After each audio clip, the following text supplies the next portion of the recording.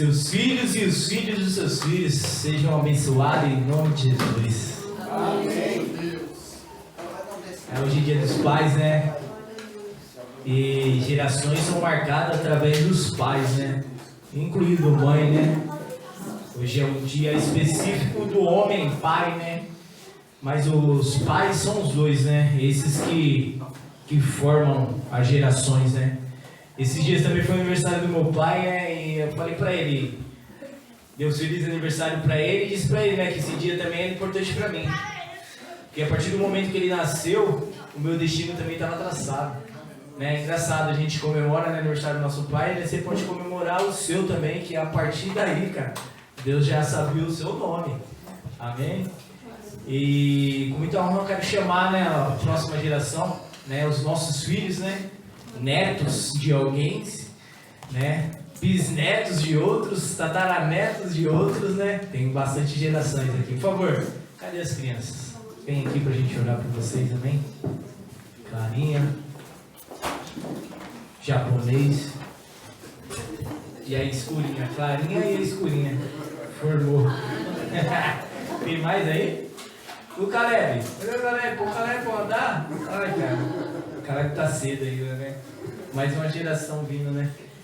Que bênção! Pedir para os irmãos, estende suas mãos aqui para essas crianças abençoadas. Senhor, Deus Pai Todo-Poderoso, em nome de Jesus, Senhor, abençoamos esses pequeninos, papai. Assim como Jesus ordenou, Pai, que a gente deixasse que elas já chegassem até a Ti, papai. Está aqui, Senhor. Entregamos elas no Teu altar, papai. Porque tua palavra diz que o Seu reino são delas, papai. Que a gente possamos ser mais como elas, Senhor. Que a gente possamos ter essa inocência e viver verdadeiramente, papai, assim como essas crianças, esse amor que temos por Ti, Senhor. Em nome de Jesus, abençoe, dê sabedoria para Tia Mary. Em nome de Jesus, uma aula abençoada. Amém. Glória a Deus. Amém, criançada. Obrigado, Tiago. Oh, Jesus.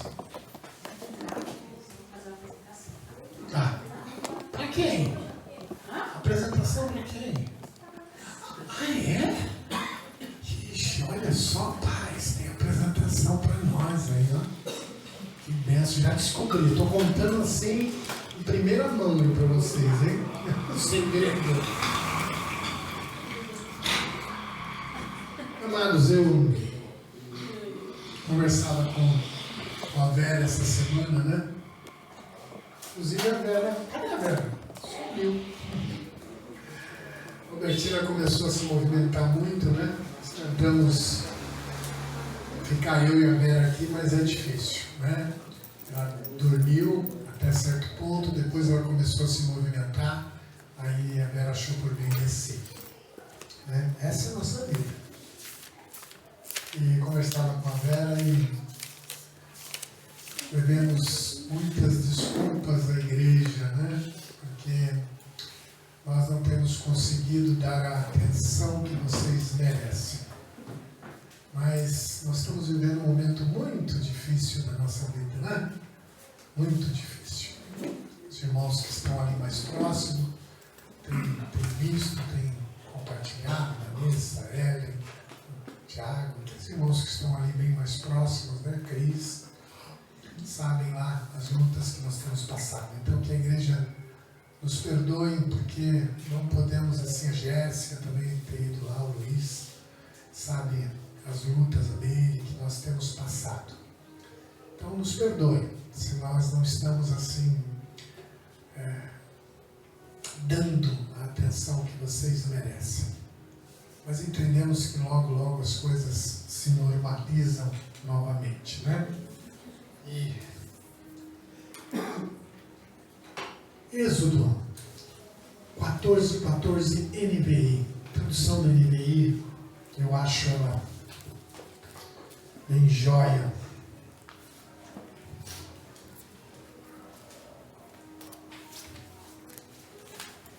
Continue orando agora para fazer a cirurgia do outro olho, que eu estava esperando ansiosamente, não tem material.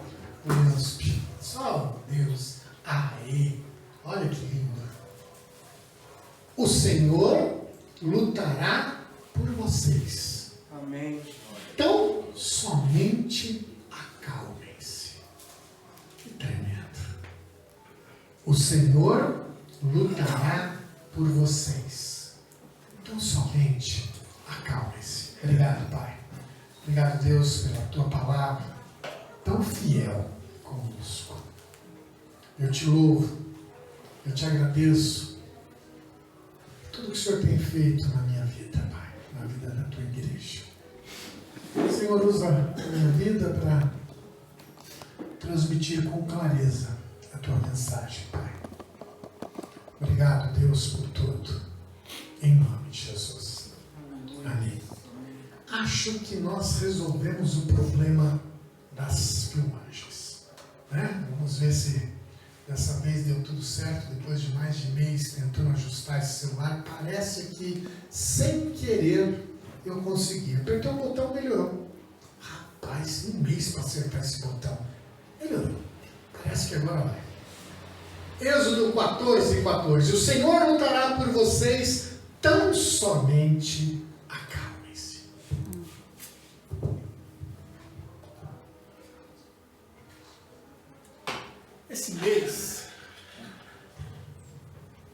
Esse mês está fazendo 2 anos e 3 meses que o Senhor me levou lá para a Santa Casa de Suzano. Já disse algumas vezes aqui, né? Mais especificadamente ali no Covitário. Muitas pessoas nem sabem o que significa essa palavra, mas aqui em Suzano ficou muito conhecida. O Covitário era aquele local onde as pessoas infectadas pela Covid eram internadas e ali eram atendidas. E quando eu fui ali para o Covitário, eu fiquei internado ali, Covid, sem ter, por 3 dias. E eu entendo que ali fiquei porque era o Senhor, Ele precisava falar comigo. Eu entendo que o motivo de eu ter ficado ali por aqueles 3 dias é que o Senhor, Ele precisava falar comigo. E o Senhor achou que ali, dentro daquele covitário, ali internado, seria o melhor lugar. E ali, internado naquele lugar, Ele falou muito comigo através da palavra. Confesso que a palavra demorou a chegar. Consegui entrar com a Bíblia depois de 1 dia e meio que eu estava ali internado. A Isa conseguiu entrar ali levar a Bíblia. Louvado seja Deus por isso. O Senhor, ali, Ele me mostrou muitas coisas que eu precisava ver. Muitas coisas que a igreja está vivenciando hoje. Até recentemente fui cobrado por irmão que ele me disse assim: olha, o pastor nunca esclareceu como é que foi lá, sempre fala pequenos pedaços, mas eu não esclareço porque o Senhor queria falar comigo. Eu era o alvo ali, era comigo que Ele queria falar, que Ele queria transmitir o seu querer, porque muitas coisas eu precisava ouvir, muitas coisas foram sussurradas ali ao pé do ouvido que eu precisava saber e ouvir. Muitas dúvidas ali se tornaram certezas. Muitas coisas que nos permitiram antever, antecipar situações que hoje nos trazem liberdade, foi dita ali pelo Senhor.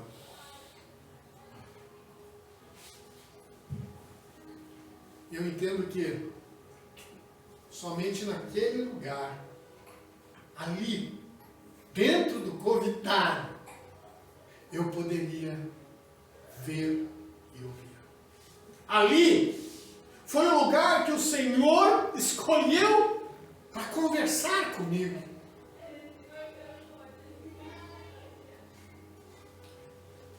um homem, ele sussurrou: Deus, fale comigo. Um homem sussurrou, ele disse: Deus, fale comigo. E um passarinho cantou. Mas esse homem, ele não ouviu. Então esse mesmo homem, ele gritou: Deus, fale comigo! Trovões, raios apareceram, circundaram os céus, mas aquele homem, ele não notou.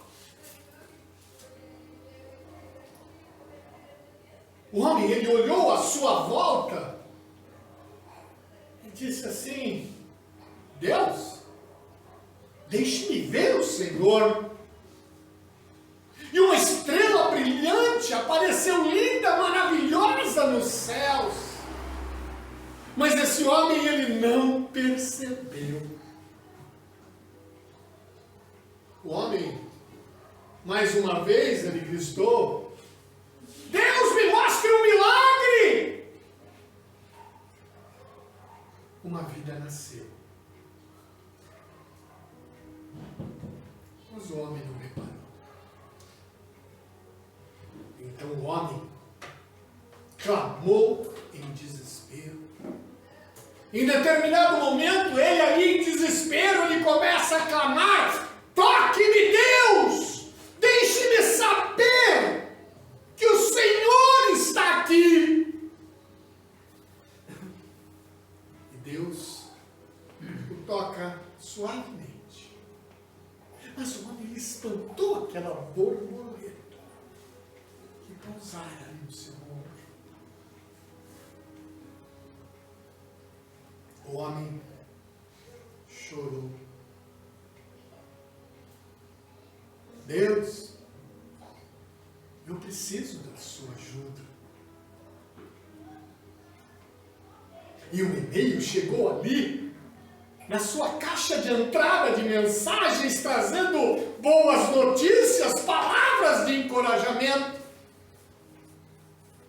Mas esse homem deletou. E ele continuou a chorar. Muitas das vezes,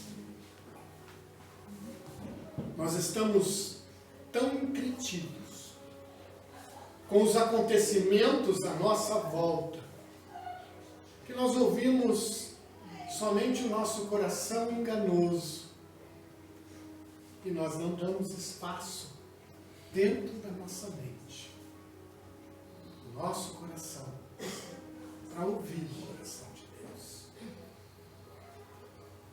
E Jeremias nos alerta, no versículo 17, 9, ele diz assim: enganoso é o coração, mais do que todas as coisas, e desesperadamente corrupto. Desesperadamente corrupto. Quem o conhecerá? Talvez tenha sido por esse motivo que Deus, ele tenha levado ali o povo dele, liderado por Moisés, até um beco sem saída. Talvez por esse motivo Deus queria falar com aquele povo, talvez por esse motivo, que o povo de Israel, liderado por Moisés, foi levado por Deus até um beco sem saída, foi levado ali para diante do mar, frente a uma situação difícil, para que pudessem aprender com Deus. Deixa aquela foto no jeito.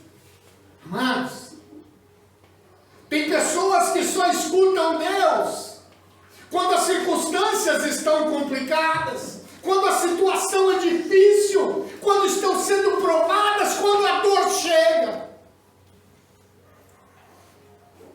Aí para ouvir Deus. Outras se afastam. E é por isso que Deus, Ele nos leva, nos coloca em alguns becos que nos parecem sem saída. Eu queria relembrar a saída do povo de Israel do Egito para poder dar continuidade àquilo que Deus quer falar conosco. De acordo com as Escrituras, Deus ele escolheu Moisés para ser seu instrumento nesse processo de libertação do povo. Moisés era um hebreu que havia sido criado pela filha de Faraó. A filha de Faraó encontrou aquele bebê dentro de um cesto boiando no rio. Ele cresceu ali no palácio. Ele foi inteirado da cultura, da linguagem egípcia. Ele era capaz de falar a Faraó em sua própria língua. E apesar dele ter sido criado como um príncipe do Egito, ele não se conteve, afinal ele era um hebreu. E ele defendeu o escravo hebreu. Ao ver que aquele homem, ele sofria agressões. E a partir daí, Moisés se torna um foragido da terra do Egito. Mais tarde, anos mais tarde, ele já casado, vivendo ali na terra de Midian, e o Senhor aparece para Moisés. O Senhor chama Moisés durante uma tarde árdua de trabalho. O Senhor fala com Moisés. E ele fala com Moisés ali no meio de uma sarça ardente. E é interessante que naquele diálogo entre o Senhor e ele, o Senhor o encoraja. O Senhor encoraja Moisés para que retorne ao Egito. Aquele que o perseguia já havia falecido. Portanto, agora, Deus diz a ele: olha, eu quero que liberte aquele povo que está lá. Eu quero que você vá lá e liberte aquele povo que está cativo, escravo ali no Egito. E vale ressaltar que esse diálogo entre Moisés e Deus, ele deixa bem claro a compaixão de Deus ao ouvir o clamor de um povo escravizado. Veja bem, agora o processo de retirada do povo israelita do Egito foi muito complicado. Por quê? Porque Faraó, ele resistia em autorizar a saída de povo, ele não queria que o povo saísse. Foi preciso um total de 10 pragas enviadas ao Egito para que o povo fosse libertado. As águas do rio se tornaram sangue, rãs, piolhos, moscas, peste em animais, úlceras, chuvas de pedra e fogo, gafanhotos, trevas durante 3 dias. E finalmente, a morte dos primogênitos de todas as famílias egípcias, incluindo os animais. Nesse dia, houve grande pranto, houve choro ali do povo egípcio. Finalmente, depois de tudo isso, o faraó consentiu em libertar o povo. Quando o faraó falou: vão! Aquele povo, mais que depressa, correndo, pegaram as coisas, carregaram os seus pertences que podiam carregar, levaram pães sem fermento e começaram a sua jornada. Amados, beco sem saída é um lugar para onde Deus nos conduz para sermos provados. Eu não sei como é que você está não, meu irmão. Talvez esteja num beco sem saída. Talvez esteja esnucado, já jogaram snook. A bola cai ali no cantinho, não vai nem para lá nem para cá, é só para cá.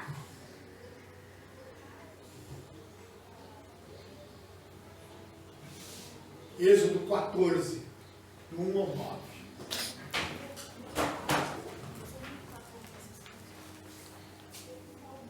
A palavra do Senhor diz assim: disse o Senhor a Moisés: diga aos israelitas que mudem o rumo e acampem perto de Pi-Hahirote, entre Migdol e o mar.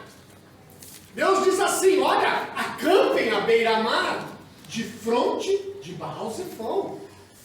E Faraó pensará que os israelitas estão vagando confusos, cercados pelo deserto. Versículo 4. O Senhor diz: então endurecerei o coração de Faraó, e ele os perseguirá.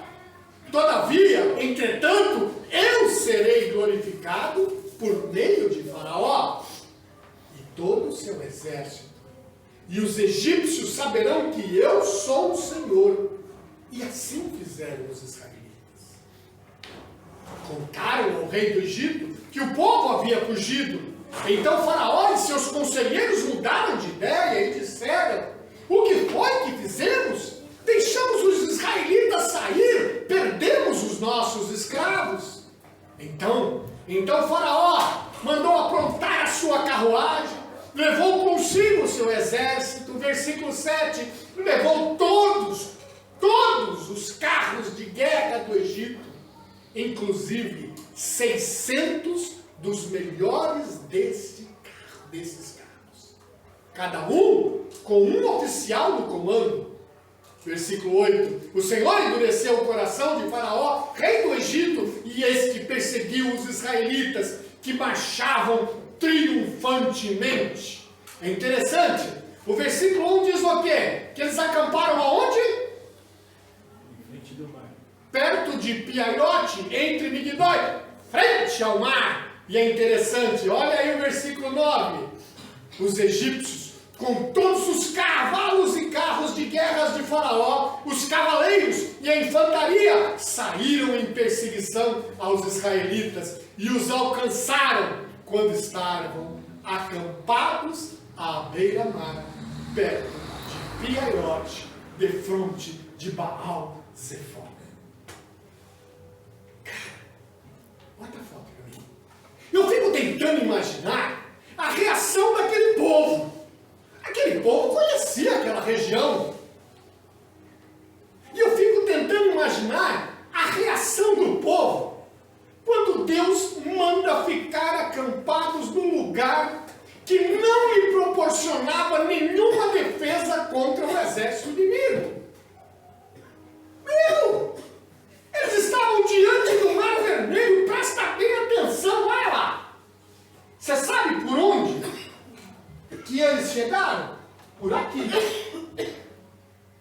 Por ali. É ali. A única entrada e saída.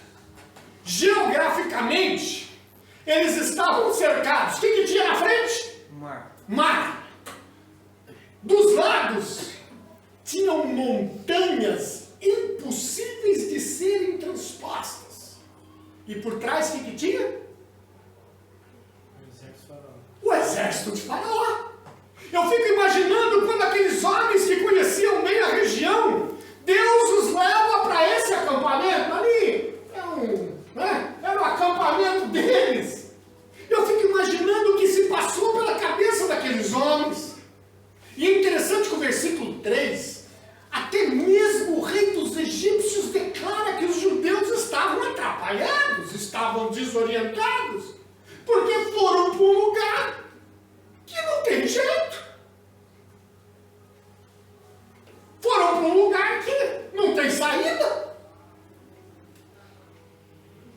Interessante que essa atitude do rei, em achar que eles estavam atrapalhados, ilustra a atitude de algumas pessoas quando vêm outras em situação difíceis.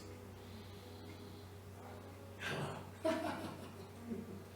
vendo? Olha, olha onde eles foram, meu, olha, tá fácil. Nessas horas, quando estamos num beco sem saída, não faltam pessoas para zombar ou ridicularizar o cristão. Mas o que nós precisamos nos lembrar?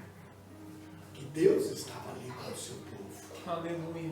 Veja bem, Deus estava ali. Precisamos compreender na nossa mente tão difícil de entrar, que não importa se nós estamos no deserto, não importa se nós estamos em um beco sem saída proporcionado pela vida, importa que nós estejamos com Deus, que Deus está ali conosco. É isso que precisamos ter em mente. Estar com Deus significa ter paz do Senhor. Estar com Deus é ser grato, respeitoso com quem o cerca. É isso, estar com Deus. Precisamos entender que não importa o beco sem saída que a vida nos leva. O que precisamos compreender é que o importante é que Deus esteja presente conosco. Não importa onde você esteja. Eu senti isso perfeitamente quando eu estava naquele lugar. Não tinha certeza de que eu tinha Covid. Eu era um gordo. 180 quilos meu.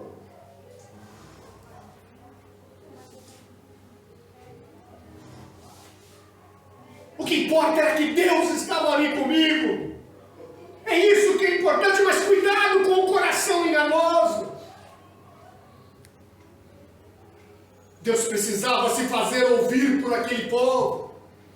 Deus precisava se fazer ouvir, aquele povo precisava ouvir Deus. Outro detalhe importante é o que Deus diz no versículo 4. Ele diz assim, olha aí, o que diz aí no 4, Doni? Você que está com a Bíblia aberta. Endureceu o coração de Faraó e ele perseguirá. Versículo 4, continua. Glorificarei-me em Faraó. Só aí. E o que vai acontecer? Glorificarei. Serei glorificado. Outro detalhe importante que diz aí nesse versículo 4 é que o Senhor será glorificado ali. Amados, diante da situação que você está no beco sem saída, que você se encontra, que você se meteu, que você se enfiou, entenda que Deus vai ser glorificado. Num beco sem saída, num momento difícil de nossas vidas, as nossas provações, o nome de Jesus será glorificado. Aleluia. Entenda isso. O Senhor será glorificado diante disso. Foi difícil a tua casa cair, amado? Eu passei lá, quando vi aquela tua casa, eu orei por você, falei, Jesus, o que aconteceu? Mas Deus estava ali contigo. Aleluia. Suas lutas têm sido grandes. Está difícil lá na escola, está difícil lá no serviço. Deus é contigo. O nome de Jesus vai ser glorificado através desse momento que você está passando. O Senhor vai se revelar como Deus. Veja bem, Ele se revelará como Deus poderoso na nossa vida. E nós precisamos se acalmar. Precisamos nos acalmar diante da situação. Creia, não perca as esperanças, porque Deus é fiel. E não é só uma frase, a fidelidade é real para quem quer. Às vezes vemos nos carros aí, Deus é fiel, mas você crê que Ele é fiel? Você crê na fidelidade dEle? Amém. Beco sem saída. É um lugar para onde Deus nos conduz para que sejamos provados, entenda isso. Beco sem saída é um lugar onde às vezes nós falhamos com Deus. É aí que está. Às vezes num beco sem saída, nós falhamos com Deus, versículo 10. Ao aproximar-se o faraó, os israelitas olharam e avistaram os egípcios que marchavam na direção dele. Aquela ruazinha! Eles começaram a ouvir o barulho dos carros, dos cavalos, a infantaria marchando, batendo seus sapatos, suas botas no chão. Aquele chão estremecia. E os israelitas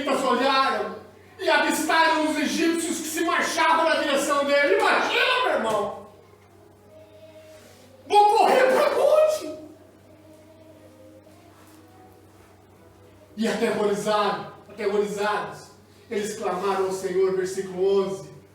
Disseram a Moisés, olha só, oh Jesus, beco sem saída é um lugar onde às vezes nós falhamos com Deus. Eles disseram a Moisés, foi por falta de túmulos no Egito que você nos trouxe para morrermos no deserto?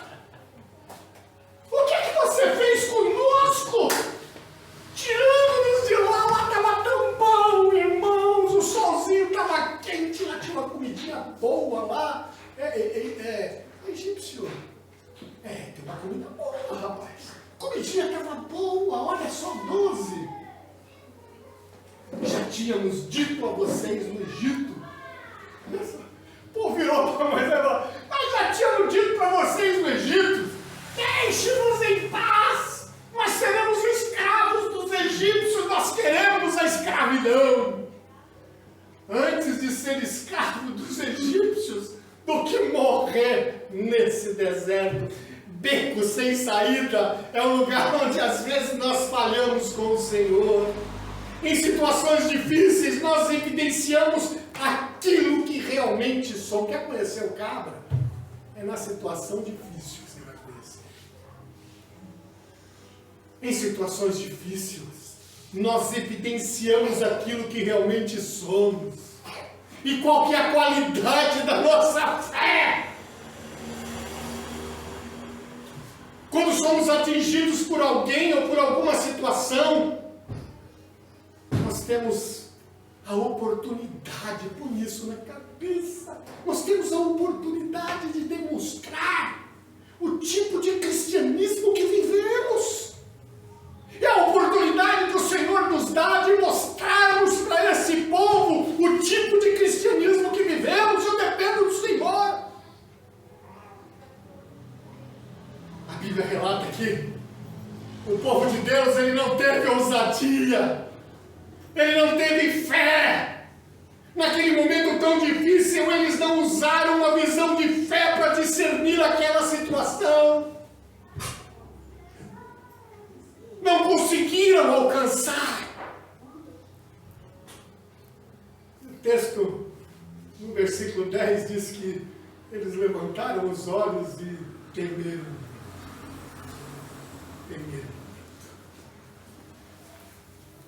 Eu sei que não é fácil. Eu sei que não é fácil. Nesses momentos difíceis, demonstrarmos a nossa fé. Muitas pessoas do povo de Deus, diante dessa situação, começaram a murmurar. Moisés! Nos tirastes de lá para morrermos aqui!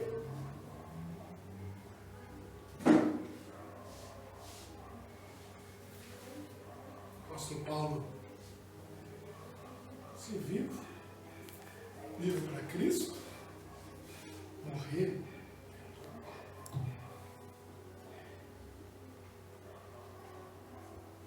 passagem foi muito importante na minha vida. Os momentos difíceis que eu passei lá dentro. Eu falava para o Senhor, Senhor, se liga para o Senhor e morrer louco.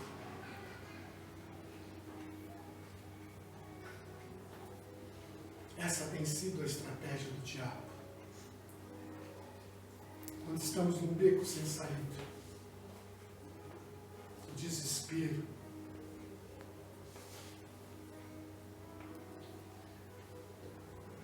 essa tem sido a estratégia de Satanás. Preste atenção. Nesses momentos difíceis da nossa vida,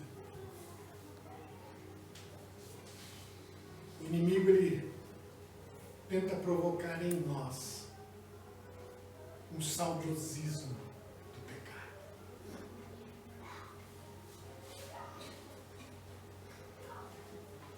O inimigo, ele tenta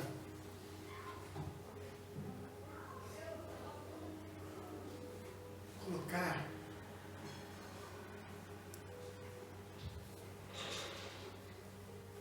um saudosismo do pecado.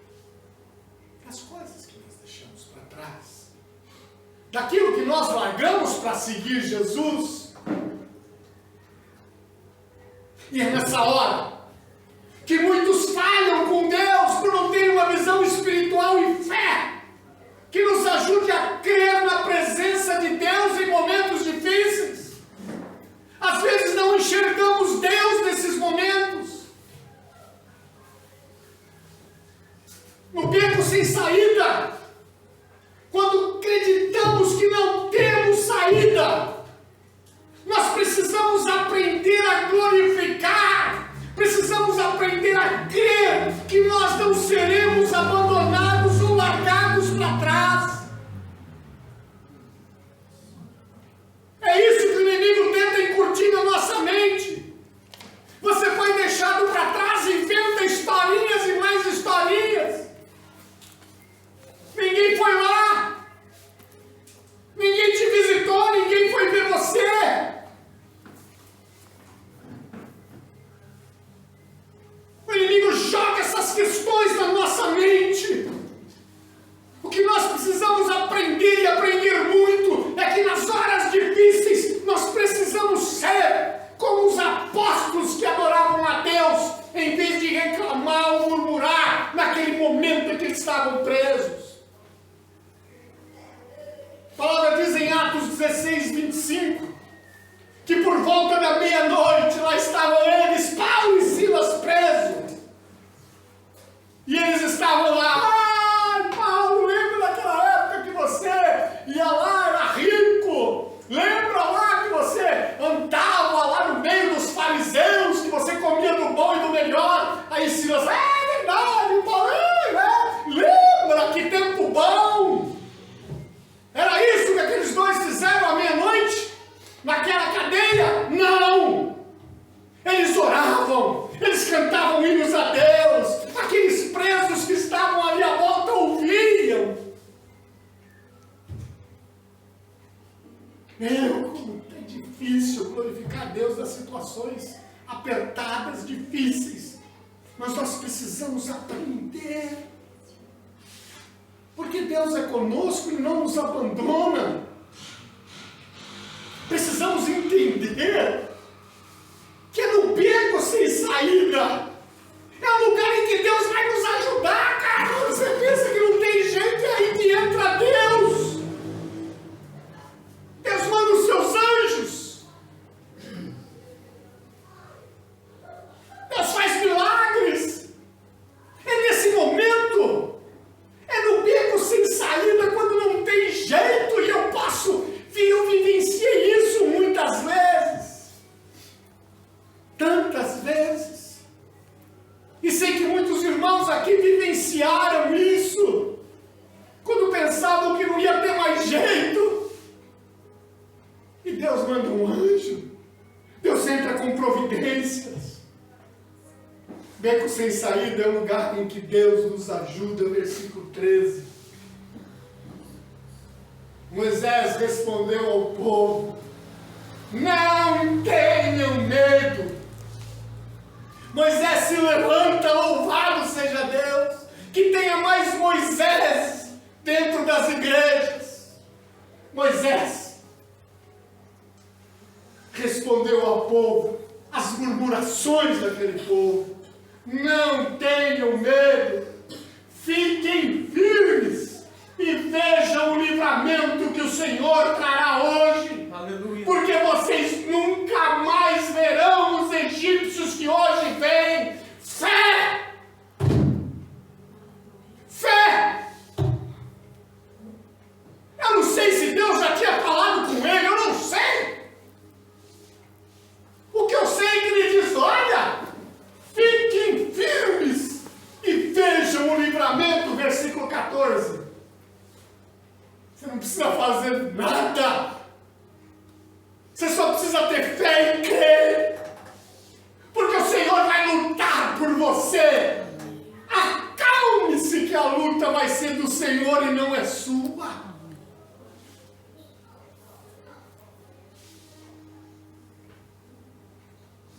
Deus, Ele permitiu que o povo fosse provado, para que vislumbrasse assim a grande vitória que seria dada. Amados, esse mesmo povo teria que viajar durante 40 anos no deserto. E muitos ali precisavam ver um milagre no início daquela viagem, para que pudessem renovar os seus ânimos e continuassem dispostos a prosseguir. Queridos, a caminhada deles não era daqui para Suzano, não, que leva 20 minutos de carro, 40 minutos de ônibus. Eram 40 anos de caminhada. Você tem ideia? A grande maioria aqui não chegou nem nos 40. 40 anos andando. E o Senhor precisava mostrar algo grande para aquele povo, para renovar os ânimos, para estarem dispostos a continuar na caminhada. Moisés ele fala assim: olha, vejam o livramento que o Senhor hoje vos dará. De novo eu falo, eu não sei se Deus foi lá, sussurrou no ouvido dele como sussurrou no meu, e disse: olha, eu vou abrir o mar, fica em paz aí que eu vou dar um jeitinho. Eu não sei.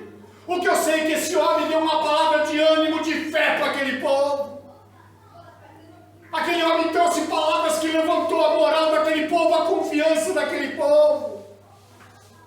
Talvez essa seja a palavra que você precisa escutar hoje, para ficar novamente animado, para voltar a crer mais na providência de Deus para a tua vida. Nunca se esqueça, nessas horas difíceis, lembre-se que você não está sozinho não, meu irmão. De novo, passei 3 dias com o Senhor no Covitário, louvado seja Deus, um monte de enfermeiro, um monte de gente, e o Senhor ali comigo. Eu sei o que eu passei ali, eu vi a provisão de Deus.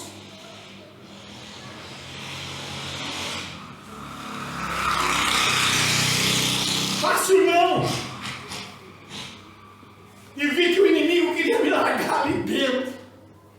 Mas Deus falou: não, tem o tempo certo.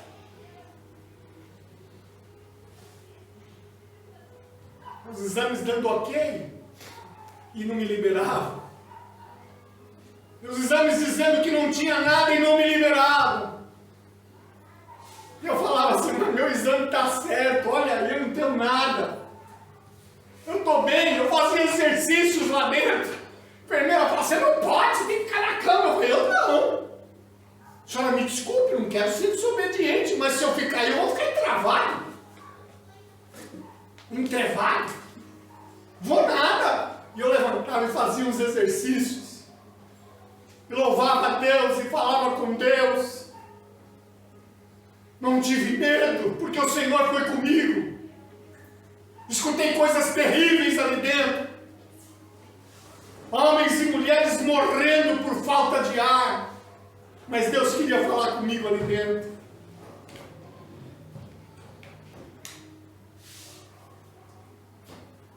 Uma vez um pastor, ele pegou uma nota de R$100. Não tinha ainda de 200. E ele pegou aquela nota e levantou bem alto para a igreja lotada. E ele disse assim: olha, quem aqui quer essa nota de R$100? Tem vergonha não, você quer, levanta, qualquer um. Timidamente, mãos começaram a se erguer. E é interessante que nessa hora ergue uma mão, a outra olha para o lado, o outro olha e ergue também. Aí o outro lá viu que o outro levantou, e de repente lá, mãos e mais mãos erguidas que queriam R$100. E ele disse: olha, eu vou dar essa nota a um de vocês. Mas primeiro, eu tenho que fazer algo. Aquele pastor, ele pegou aquela nota e amassou. Ele pegou aquela nota e amassou. pegou a nota amassada e ergueu. Quem ainda quer essa nota? As mãos agora mais encorajadas se ergueram, mais mãos erguidas querendo aquela nota. Aí ele disse, olha, e se eu fizer assim com a nota? Ele pegou aquela nota, jogou no chão. E aí ele passou o sapato, o tênis, o chinelo dele, sei lá. E ele passou ali em cima da nota, não, rasgou. E ele passou já aquela nota, pisou, esfregou. E depois ele pega aquela nota novamente. Agora não só amassada, mas agora suja. E ele continuou gritando. Quem ainda quer essa nota? As mãos continuaram de pés, erguidas. Meus amigos, todos nós precisamos aprender essa lição. Não importa o que eu faça com o dinheiro, disse ele. Não importa se eu amasse. Não importa se eu suje, se eu pisoteie. Vocês ainda vão querer essa cédula. Porque, mesmo amassada, mesmo suja, pisoteada, ela continua valendo R$100. Ela não perde o valor. Ela ainda vai valer 100 conto. E essa situação também se dá conosco. Muitas vezes em nossa vida estamos num beco sem saída. E nesse beco sem saída nós estamos amassados. Somos pisados. Ficamos sujos. Isso por decisão que tomamos. Ou pelas circunstâncias que vêm em nossos caminhos. E assim, nós nos sentimos desvalorizados e sem importância. Mas creio, não importa o que aconteceu, não importa o que acontecerá, jamais nós vamos perder o nosso valor. Quer estejamos sujos, quer estejamos limpos, amassados inteiros, nada disso vai alterar a importância que nós temos para Deus. O preço das nossas vidas não é pelo que fizemos, fazemos ou sabemos, mas é pelo que somos. E nós somos especiais. Você é especial para Deus. Você é muito especial. Minha esposa diz isso constantemente. Ela fala, você é especial para Deus. Jamais se esqueça disso. Que você, que nós somos especiais para Deus. E por mais que a vida nos suje, nos amasse, nos triture, Deus é conosco. Aleluia. Deus é conosco. Deus te abençoe. Baixa a cabeça. Senhor, nós te louvamos. Te damos graças por através da tua palavra. Nós podemos entender a importância que nós temos para o Senhor. Sim. Nós somos importantes para o Senhor, Deus. E a importância é tão grande, que muitas vezes nós nos esquecemos que o Senhor enviou seu Filho Jesus para morrer por nós. Tamanha a importância que nós temos no seu coração. Deus, não permita que esqueçamos isso. Não permita que as circunstâncias da vida, os becos sem saídas, nos quais nos enfiemos, não permita que o diabo tire isso do nosso coração.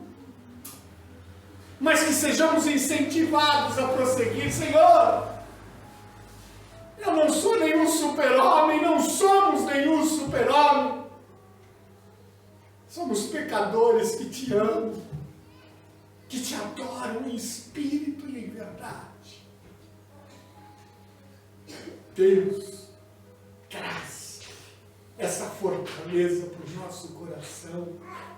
Deus, quando eu vejo as palavras de Moisés, que ele diz, olha, se acalmem porque o Senhor vai lutar por vocês.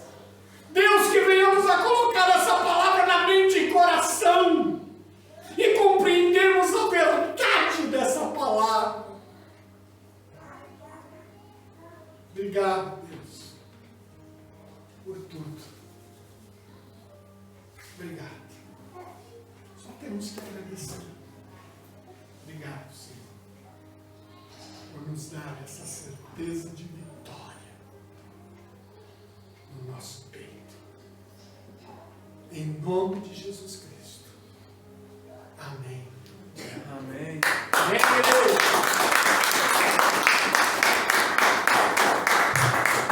Esse é o nosso Deus. Esse é o nosso Deus.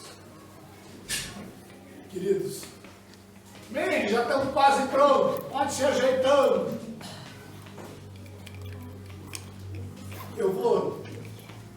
A gente tentou fazer os cultos de quarta-feira aqui, de quinta de estudo. Tentei fazer a célula em casa, mas está muito difícil. Então eu peço para os irmãos terem um pouquinho de paciência. Eu vou ter que suspender um pouco a célula lá em casa, os cultos de meio da semana, porque está muito complicado para a gente. Muito. Vamos chegar muito cansados. Orem pela vida da Vera. Tenho uma enorme preocupação, porque nós acordamos muito cedo, dormimos pouco. E às vezes eu falo para ela, Vera, para no Semar, come um pastel, compra uma pipoca, pega uma batata, pega alguma coisa. Porque, por vezes, a Vera já deu umas cochiladas no volante. Sono. Falou, gente, pra você, né? Fecha os olhos e... Então nós estamos muito cansados. Eu peço que os irmãos tenham um pouquinho de paciência para voltarmos à célula, voltarmos aqui aos cultos de quarta, quinta ou a célula no meio da semana. Guardem um pouquinho mais, tá bom? E a gente logo, eu entendo que logo as coisas vão estar melhor, mais regularizadas. Orem por nós, carecemos da oração de cada um de vocês por nós. Bom, o que mais? Assim, o batismo ficou para o quarto domingo de setembro. Ele vai ser aqui na chácara onde nós fizemos com os jovens. Já acertamos tudo lá, está tudo certo. Como que vai ser? Já expliquei alguns domingos atrás. O culto vai ser no domingo, último domingo de setembro. Nós vamos sair daqui por volta de 9 horas. Dona Norma já vai estar lá com a equipe dela e vai preparar um café bem gostoso para nós lá. É importante que a igreja vá, tá? É muito importante. São pessoas, são irmãos em Cristo que estão se batizando. Vamos fazer um café, fazemos um culto, batismo, ceia e voltamos para casa. Creio eu que no máximo 11 horas nós já estaremos voltando para casa. E nesse domingo nós já tivemos o culto pela manhã, não teremos o culto à noite. Bom, é isso que nós pretendemos fazer. Amém? Amém. O que mais? Eu acho que é só. Meire, contigo. Tá tudo pronto aí? Acho que vai ter que tirar o